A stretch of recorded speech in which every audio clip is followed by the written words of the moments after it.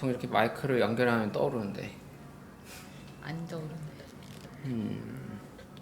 안녕하십니까. 오늘은 예배에 오셔서 또 제 설교를 또 준비해 주신 거 해주시고 이야기 다 나누고 저희가 이제 또 식사를 하러 가려는데 잠깐 기다리면서 시간이 돼서 좀 이야기를 해보려 합니다. 그래서 오수연 선생님이 이제 공부를 열심히 하시는 선생님이시기 때문에 저의 개인적인 고민은 설교거든요. 그래서 오신 김에 그냥 설교에 관한 저의 고민도 나누고 좀 피드백도 들어보고 뭐 설교가 어떤 방향으로 우리 다시 생각해야 할까 이제 이런 고민들 저는 일단은 지금 떠오르는 건 그거여서 그거 이야기를 나눠보면 어떨까 싶은데요. 설교는 이런 거다라는 혹시 뭐 생각 혹시 뭐 그런 거 있으십니까? 설교는 이런 거다라는 그런 어떤 정의가 저한테 있는 것 같지는 않고요. 근데 이제 제가 교회를 다니면서 설교를 들었을 때 저런 설교는 좀 아닌 것 같은데 라는 그런 건 있는 것 같아요. 그것도 좋은 것 같습니다. 네. 네. 그러니까 제가 설교를 들었을 때 아주 이게 이제 좀 신학 공부를 하는 사람의 뭐랄까 문제이기도 한 것 같은데 어떤 설교는 듣고 있으면 아 저거는 뭐 2시간 준비했겠다 이런 게 또 견적이 나와요. 2시간 준비한 건 잘했단 말이에요, 못했단 말이에요? 고민을 안 했구나. 2시간도 안 하는 것 같은데. 아 그래요? 30분짜리였나? 네. 너무 후하게 줬나? 그러니까 너무 고민을 안 하고 그냥 떠드는구나. 그래서 좀 에야 들을 게 없다. 그러니까 어디서든 그냥 들을 수 있는 이야기를 그냥 하는 설교에 대해서 좀 문제가 있다고 생각하고, 그러니까 그 기본적으로 저는 이제 설당이라는 자리에 대해서 그 권력이라고 생각하거든요. 설교 자리? 네. 나 설단 처음 들어봐가지고. 그래 설교의 자리. 그렇군요. 그 마이크를 가지게 되는 것이 권력이라고 생각하는데. 그 권력이 누군가에겐 주어지고 누군가에겐 주어지지 않는데 그럼에도 불구하고 그걸 가진 사람은 그것에 대해서 깊이 고민하지 않을 때 그럴 때 좀 화가 나는 것 같아요. 그쵸, 권력자입니까 그러면? 그쵸. 권력자예요? 네. 와 세상에 이렇게 불쌍한 권력자가 어딨어요 세상에. 대단한 권력자예요. 그렇죠. 네. 안 듣잖아요 본인은. 권력자니까 순종하지 않으려고 안 듣는 거죠. 그래서 거부의 이 프로테스트의 방법이구나. 네. 그래서 저는 설교 안 듣는 거를 굉장히 존중하고 지지하고 어쨌든 권력자였군요. 네, 어머니께 연락드려야겠다 권력자라고. 그러니까 이제 그 말을 하고 싶어도 마이크가 주어지지 않는 사람들이 대부분이기 때문에 이제 그런 생각을 가지고 있고 이제 제가 어떤 말을 할 기회가 없었을 때에는 나한테 주어진다면 어떻게 할까 뭐 이런 생각은 해봤던 것 같아요. 근데 일단 설교라는 거는 신앙의 이름으로 이루어지기 때문에 굉장히 신중해야 됨에도 불구하고 목사님들이 자기 하고 싶은 얘기를 한다. 그래서 뭐 예를 들면 이제 작은 교회 같은 경우에는 교회 안에서 어떤 갈등이 있어요. 그러면은 그 갈등을 설교 안에서 얘기하는 그런 아주 폭력적인 방식을 쓰는 목사님들도 저는 봤고요. 무슨 갈등이요? 그러니까 뭐 성도들 간의 갈등이라던가 목사님과 그 성도의 갈등이라던가 이런 것들을 그 설교 안에 본인이 잘못해놓고 이제 화해해야 된다 이렇게 설교를 하는 뭐 그런 식일 수도 있고 어떤 식으로건 자기의 의지를 관철하려는 그런 설교를 하는 경우들도 있는 것 같고요. 그런 건 진짜 나쁜 설교 중에 하나겠죠. 권력을 휘두르는 거네요. 그렇게 네, 됐을 때. 근데 이제 설교라는 것은 신앙의 이름으로 권위를 가지고 선포되는 것이기 때문에 이게 되게 부담이 되는 거거든요. 듣는 사람 입장에서는 그런 것들을 고려하지 않는 설교는 정말 나쁜 설교 중에 하나죠. 많은 목사님들이 그런 설교의 힘을 저는 알고 있다고 생각하고 그런 것들을 뭐 100분 활용하는 분들도 있다고 생각합니다. 반성하셔야 되고요. 그러시면 안 되고요. 또 제가 생각할 때 좀 별로인 설교는 가르치려는 설교. 제가 좀 성향이 그래서 그런지 가르치려는 설교는 별로 좋지 않다고 생각해요. 그러니까 가르치려고 할 때 더 반감이 좀 많이 들더라고요. 가르친다는 게 어떤 걸까요? 뭔가 음. 이제 교훈 같은 걸 내세워서 음. 이렇게 이렇게 해야 된다라고 말하기 위한 설교들이 가끔 있거든요.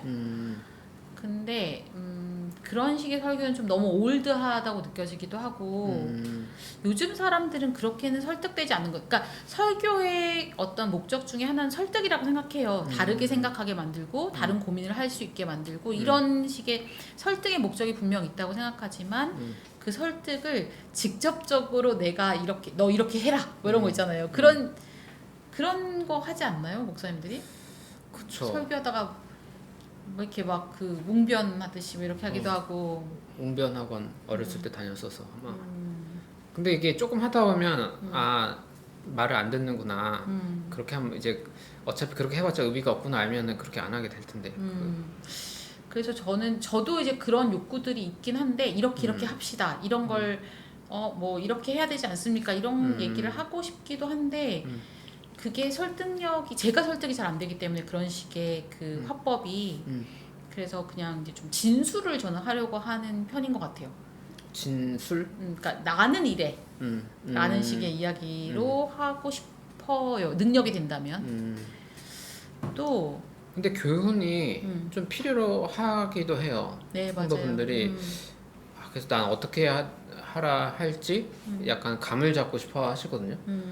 그 딜레마가 조금 있는 것 같아요. 네. 나는 이래라고 저도 약간 그런 스타일로 하려고 하긴 하는데 니즈에 있어서는 그러니까 교훈이라기 뭐 약간 교장 선생님 느낌 나는데 그렇다기보다는 어떤 실천 방향성을 좀 구체화하길 원하셔서 이거 약간 저도 조금 고민은 있습니다. 네.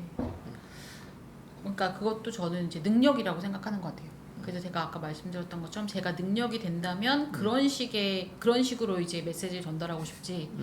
뭔가 이제 교훈 이렇게는 안 했으면 좋겠는데 이제 그것도 이제 글을 진짜 잘 쓰는 사람들이 그렇게 쓰거든요. 글을 진짜 잘 쓰는 사람들이 자기 이야기를 하는 듯 이렇게 뭔가 이제 프레셔를 주지 않으면서도 읽는 사람이나 듣는 사람이 생각할 수 있게 만들어주는 그런 글이 진짜 좋은 글이라고 생각하는데 제 능력이 그렇게 되는 한에서는 해보고 싶은 식의 설교이기도 합니다. 또 제가 싫어하는 설교 중에 하나가 모든 설교가 이제 마지막에 예수님이 당신을 사랑한다로 끝나는 깔때기 설교가 있어요. 근데 그 깔때기 설교가 저는 되게 싫더라고요. 그러니까 예수님이 나를 사랑하시는 거 맞는데 모든 모든 본문의 설교의 이야기가 하나님은 당신을 사랑한다, 예수님은 당신을 사랑한다로 끝나면 이 설교가 끝난 다음에 나는 청자로서 어떤 새로운 삶의 방향성을 가지고 나가야 되는지에 대해서 내가 부여받고 있는가?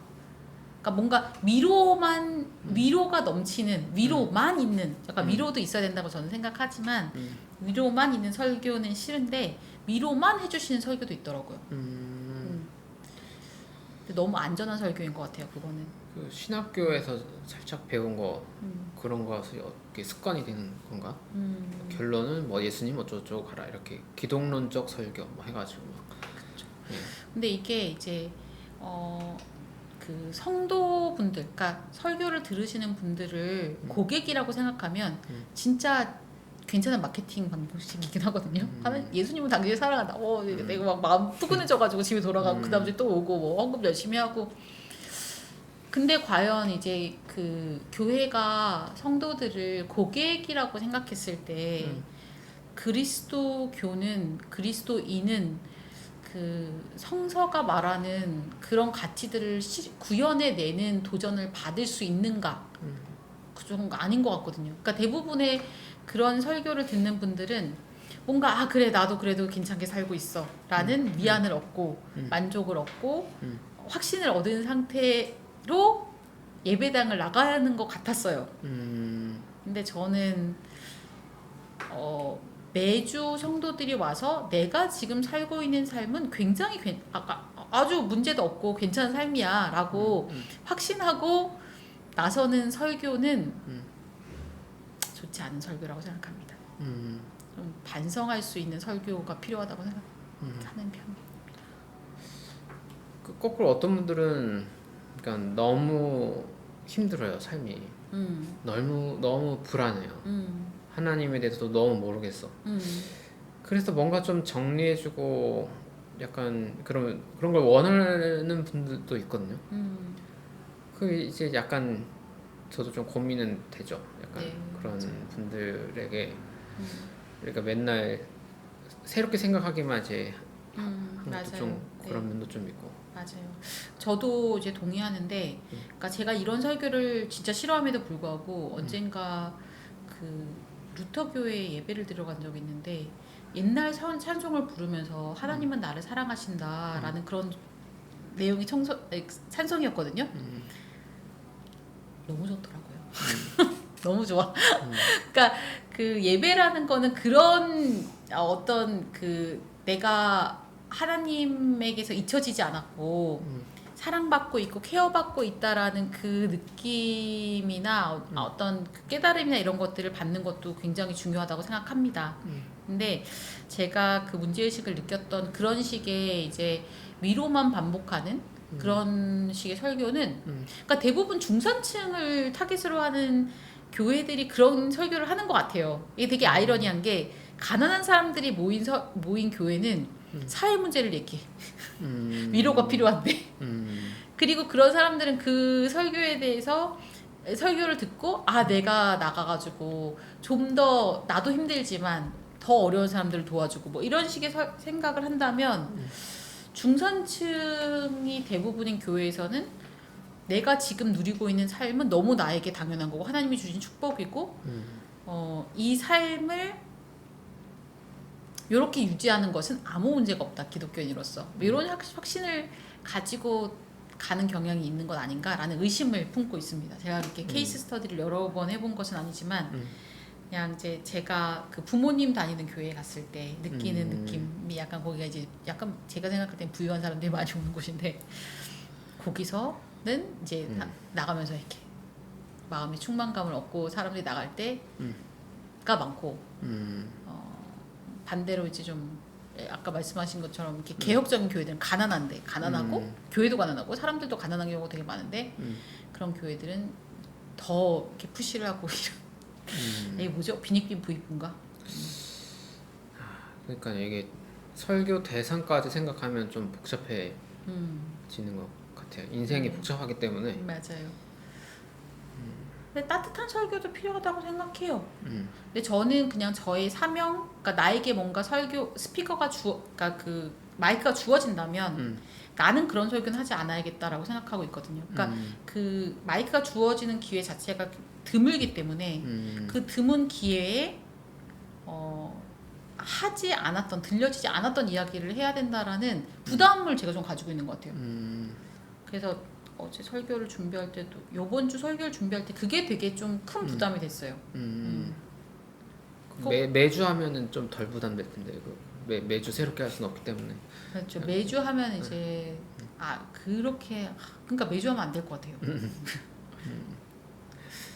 일단 저는 노동자로 생각해요. 물론 권력이 어느 정도 있을 수 있다고 생각하고 일단 말을 설교하기 때문에 일단은 설교 노동자라고 생각하고 일단 이렇게 모임에 오는 사람들은 저는 일단 친구라고 생각하기 때문에 물론 친구 가끔 훈계할 수도 있지만 어차피 친구의 말은 안 듣잖아요. 그 우정의 관계라서. 근데 이제 같이 고민해볼 지점들을 좀 이렇게 미리 좀 해서 하려고 하고 그래서 요즘에 올해 한 몇 달 전부터 하는 건 가능하면 한 달 전에 미리 이제 내가 어떤 주제를 어떤 본문과 연관해서 어떻게 준비를 왜 이런 이야기를 하려는지를 짧게 몇 문장으로 해서 이제 예고편을 먼저 날리고 거기서 이제 혹시 요거 관련해서 코멘트나 아니면 질문 있으면 좀 미리 이렇게 받을 수 있게 이렇게 하려고 하고 있고요. 이게 그래서 공동 생산물이 될 수 있는 가능성들을 어떻게 할 수 있을까를 조금 고민은 한 부분. 자체를. 네, 그래서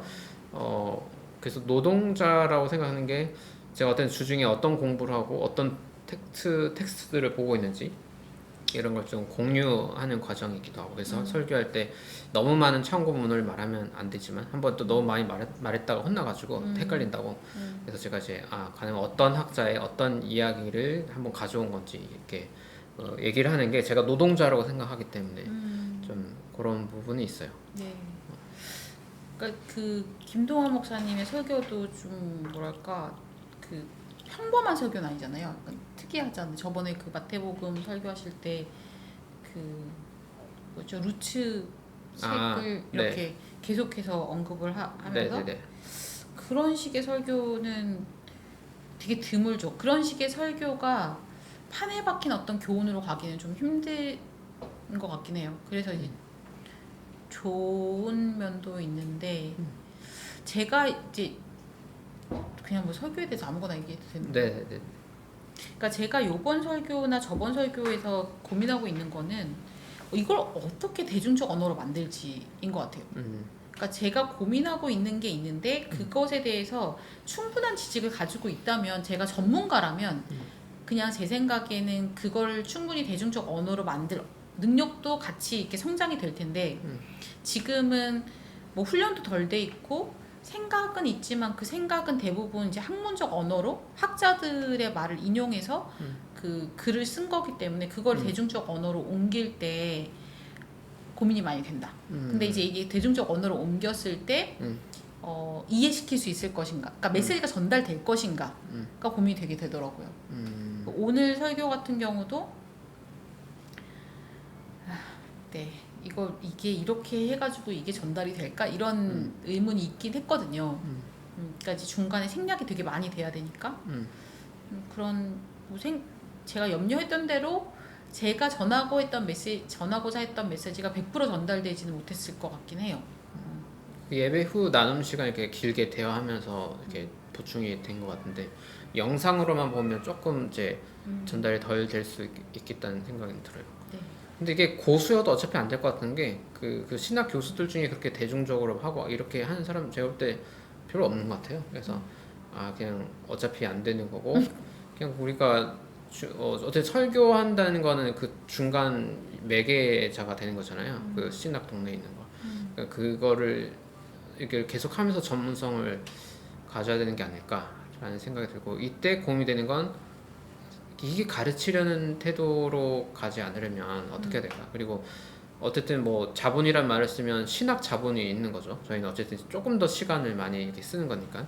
근데 이제 굉장히 바쁘게 또 다른 전문성을 가지고 일하는 신앙인들에게 우리는 이제 만나서 뭔가를 이제 전달해 줘야 되는 건데 이것 자체가 어떻게 보면 가르치려는 것일 수도 있어요. 그러니까 저는 되게 엘리트주의 아니냐라는 비판을 특히 공부를 싫어하는 목사님들께 아주 많이 받습니다. 너 하지 말자 이렇게 하는데 네. 그러니까 이게 너 머리 좋으니까 너 뭐 공부해갖고 막 잘나 보려고 아니야? 뭐 이렇게 하는 거죠. 또 어떤 분들은 너 그렇게 하는 거는 결국 지식인들 그룹에서만 할 수 있는 거야. 바쁜 사람하고 막 이게 뭐 안 돼. 막 이렇게 그렇죠. 해보지도 않고 일단 하시는데 그런 고민거리가 좀 있죠. 어떻게 해야 더 친절할 수 있을까라는 고민을 하는 거고. 맞아요. 그러니까 저도 지금 되게 불친절한 설교를 한 건데 설교를 이제 처음 해보시는 거잖아요. 이제 그냥 공무 세계에다가 좀 이제 다른 공간으로 와서 이렇게 해보는 거니까. 그러게요. 근데 지금 이제 김동환 목사님 말씀하시니까 그런 생각이 드는데, 그러니까 저희 엄마랑 같이 교회를 가면 그 교회에서 엄청 설교를 하실 때 영어를 되게 많이 쓰세요. 그래서 그 설교가 끝나고 나면 엄마나 아빠가 저한테 영어를 물어볼 때 그거 무슨 뜻이냐 이렇게 물어볼 때가 있거든요. 근데 지금 생각해보니 저도 제 설교에서 너무 어려운 말들을 많이 쓰고 있다라는 생각이 들긴 하네요. 근데 이제 이 집단 자체가, 이 교회가 좀 약간 지적 수준이 높다라고 제가 생각하고 있는지도 모르겠어요. 그래서 근데 만약에 이제 이거를 완전히 어르신들도, 그러니까 이런 언어에 익숙하지 않은 분들도 듣게 만들려면 어째 하나는 지적 고민이 훨씬 더 많이 필요할 것 같아요. 지금보다 준비 시간이 훨씬 많이 필요해요. 저는 지금은 그냥 어쨌든 30분 맞춰서 하고 어려운 부분이 있다면 캐치해서 나중에 보충 영상을 더 올리지 뭐 약간 이런 네. 더 그냥 그렇게 양으로 때우자. 이런 약간 어렵다. 이런 생각이고 어렵다 질문 있다면 늘 언제든지 받고 다시 또 올리고 이런 식으로. 그러게요. 그러니까 어떤 분들은 제가 이제 최근에야 저는 성서학에 관심 생겨서 이제 수업도 두고 하는데 히브리어나 헬라어 하면 그러니까 아까 말씀드린 영어를 남발하는 것처럼 이렇게 그렇게 느낄 수도 있는데 근데 이제 어떤 주제들은 그거를 꺼내야만 생각의 전환을 오게 할 수 있고 원래 성서 테스트의 뜻에 맞게 가게 되는 경우가 있잖아요. 그럴 때는 그냥 어쩔 수 없이 이제 꺼내는 건데 때로는 너무 잘난 척하는 것처럼 보일 수도 있는 것 같고 그런 고민이 있습니다. 그러게요. 그러니까 제가 요거를 이제 좀 좀 더 대중적인 설교로 만들 때 저는 뭔가 그런 이제 그 성서 외에 다른 텍스트들을 끌어들일 수도 있다고 생각을 하는데, 그러니까 뭐 예를 들면 아까 이제 나왔지만 기생충 영화 이야기를 끌어들인다던가 아니면 요 본문과 되게 이 본문을 읽을 때 그러니까 예수가 누구의 얼굴로 올 것인가가 주제였는데 이게 그 도스토옙스키의 까라마조프 형제의 그러니까 그 중세 후반 마녀 사냥을 하는 그 시점에 예수가 온 이야기 그 사파가 있어요. 그게 떠올랐는데 근데 저는 진짜 오늘 설교가 너무 길 거라고 생각했어. 그래가지고 그런 걸 넣으면은 짱 길어진다. 그래서 다 뺐는데 끝나니까 너무 일찍 끝났는데 뭐 그런 이야기들을 끌어들여서 좀 성서 본문을 풍부하게 만드는 방법도 있다고 생각합니다. 그러면 이제 그 접점들을 조금씩 넓혀가는 방식들을 사용할 수도 있을 것 같긴 한데 그것도 이제 문화생활도 좀 하고 책도 읽고 그래야지 가능한 거긴 해서 신학책만 보면 좀 어렵죠. 맞아요. 그러니까 이제 책을 정말 그 열심히 읽어야 되는데 제가 예전에 그 유진 피터슨 목사님을 엄청 존경했던 때가 한참 있었어요. 지금은 좀 식었지만 근데 유진 피터슨 목사님의 글에서 되게 인상 깊게 봤던 게 그분은 그 이제 일주일에 스케줄표를 짤 때 톨스토이, 뭐 도스토옙스키랑 자기가 약속이 있다라고 적는데요. 그리고 성도들이 이제 그때 시간 되냐라고 물어보면 나 선약이 있다라고 말하고 그 시간에 책을 읽는다고 하더라고요. 이 정도는 해야 되는구나. 우리 교회에서 내가 그렇게 하면 엄청 혼날 것 같은. 책 본다고 안 나가고 막. 나는 책을 봐야 된다. 근데 그러니까 그러니까 이게 그거예요. 그러니까 제가 오늘 전달하고 싶은 메시지가 있었는데 이거를 성서 본문을 가지고 히브리어적인 용어나 아니면 용법이나 아니면 학자들의 어떤 신학적 논쟁을 가지고 전달하는 거는 쉽지 않으니까 이거를 다른 인문학적 지식들을 끌어들여 가지고 매개해서 이야기하는 방식이 더 효과적일 것 같긴 한데 이제 그러려면은 엄청 품이 많이 드니까 그래서 이제 때때로는 뭐 그게 전문 좋을 것 사역자 같고 매번 그러면 좀 어렵고 그러니까 어떻게 보면 설교라는 게 신앙과 신학이 이제 만나는 자리인 건데 근데 문제는 이제 목사님들이 신학을 잘 이제 안 하면은 이제 기성교회에서 하던 어떤 패턴들만 강조하는 이제 어떻게 보면 좋게 보면 신앙적인 설교인데 나쁘게 보면 이제 교회 규칙을 강화시키는 설교만 되다 보니까 좀 문제고 신학을 한다는 건 이제 엄청난 변수들이 생기는 거잖아요. 한 본문을 정말 수십 가지 수백 가지를 해석하게 되는 거고 한 문장을 정말 엄청나게 다양하게 해석하게 되는 건데 변주가 생기는 건데 이걸 어떻게 이렇게 공명하게 했는지 근데 저는 이렇게 되면 설교 주제나 이런 것들도 굉장히 다양해지는 것 같은데 너무 이제 이렇게 이 설교 세계에 있다 보니까 너무 획일적인 게 참 이게 독특하더라고요. 그래서 이게 설교자가 정말 권력자가 맞나 싶은 게 이미 권력에 뭔가 분위기가 있어서 설교자들이 똑같은 말만 하게 되는 앵무새가 된 건가? 약간 분명 엄청 고민하면서 고생해서 설교하시는 것 같긴 한데 왜 똑같은 말만 나오지? 무의식적으로 뭔가 압력을 당한 건가? 이렇게 결론을 이렇게 내게 되는 저는 약간 그런 걸 느껴요. 근데 제가 생각할 때는 그 고객을 끌어들이는 설교의 포맷은 정해져 있다고 생각합니다. 그래서 이제 고객도 안 끌어오던데 내가. 그래요? 그래? 그것도 안 되는 것 같은데 친구들. 그 조용기 목사님 교회 가면은 이제 그 밑에 후배 목사들이 그 스타일을 그대로 따라한다든가. 그렇죠. 뭐 이재철 목사님 교회 가면 이재철 목사님의 스타일을 그대로 그 뒤에 있는 사람이 따라한다던가. 그러니까 이게 이제 그 이미 성공한 케이스를 가지고 그거 그대로 이제 그 답습하는 그런 식의 설교를 하니까 비슷한 이야기들이 계속 비슷한 맞아요. 스타일로 되는 거 아닐까요? 따라하는 저 같은 경우에는 신학 석사 공부할 때 교수님이 아무의 설교도 듣지 말아라.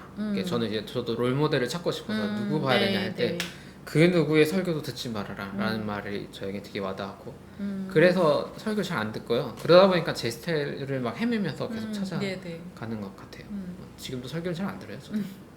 근데 설교는 그러니까 정말 진지하게 고민을 하는 그 설교자라면 설교의 그 오리지널리티가 진짜 중요한 것 같고 오리지널리티를 가지려면 저도 듣지 않는 게 좋은 것 같아요. 안 들으실 것 같은데요. 듣지 않습니다. 사실. 그렇죠. 제가 나 듣지 않습니다. 그래서 좀 더 자유롭게 설교가 뭘까에 대한 질문을 계속 해 나가는 것 같아요. 그래서 저도 신학교 다닐 때 장로회 교육할 때는 설교 캐리그마야 예수님이 어쩌고 이제 그 똑같이 그 하는 거 반복하면 돼. 약간 이렇게만 배웠다가 그렇게만 생각할 건 아니구나라는 걸 이제 제도권 신학교 말고 다른 데를 또 돌면서도 다양한 생각들을 또 배우고 지금도 그냥 저도 설교를 하면서 항상 제 정의를 하는 것 같아요. 듣는 사람들을 위해서 일단 하는 거잖아요. 네. 그러면서 피드백을 받아가면서 저도 제 정의를 하는 거고 임시적인 정의만 있는 거죠. 지금은 약간 그런 신학과 신앙이 연결된 어떤 에세이 같은 거로 생각하거든요. 네. 약간의 학문성과 약간의 어떤 삶에 관한 이야기와 또 이게 어느 정도는 내 얘기도 하고 어느 정도는 듣는 사람들이 좀 공감할 수 있는 요 접점들을 찾아나가는 자리 같아요. 뭔가 설교를 가지고 그 성공을 해야겠다라는 생각을 하지 않는다면, 그러니까 좀 근데 이게 설교를 준비하다 보면은 전문 사역자라는 것이 필요하다는 생각도 해요. 그러니까 정말 깊이 생각할수록 뭔가 더 깊은 걸 끌어낼 수 있긴 하거든요. 거기에 내가 얼마나 많은 시간을 투자하느냐에 따라서. 근데 시간이 정해져 있으면 뭔가 찰랑찰랑거리는 느낌이죠. 그러니까 표면에서만 그렇게 좀 이렇게 훑는 그런 느낌이라 되게 아쉬운데 대부분의 설교자들이 너무 바쁘니까 뭐 저도 이제 전문 사역자가 아니고 여러 가지 일을 같이 병행하는 사람의 경우에는 시간을 정해놓고 그 시간에 끝내야 되잖아요. 그거를 그런 것들이 좀 아쉽다는 생각이 들긴 하더라고요. 저도 전문성 있는 필요한 일이라고 느끼는 거는 그러니까 설교를 목표로 해서 공부하는 거는 의미가 없는 것 같아요. 그러니까 그냥 평소에 자기가 공부를 하다가 요거 우리 교회 공동체 사람들과 나누면 재밌겠다 이런 것들을 캐치를 하면 리스트를 만들었다가 나중에 설교가 되는 건데 내가 이번 주일 설교를 위해서 아니면 내일 새벽 설교 위해서 뭐 자료를 수집하고 이러는 거는 이게 순서가 거꾸로 된 거죠.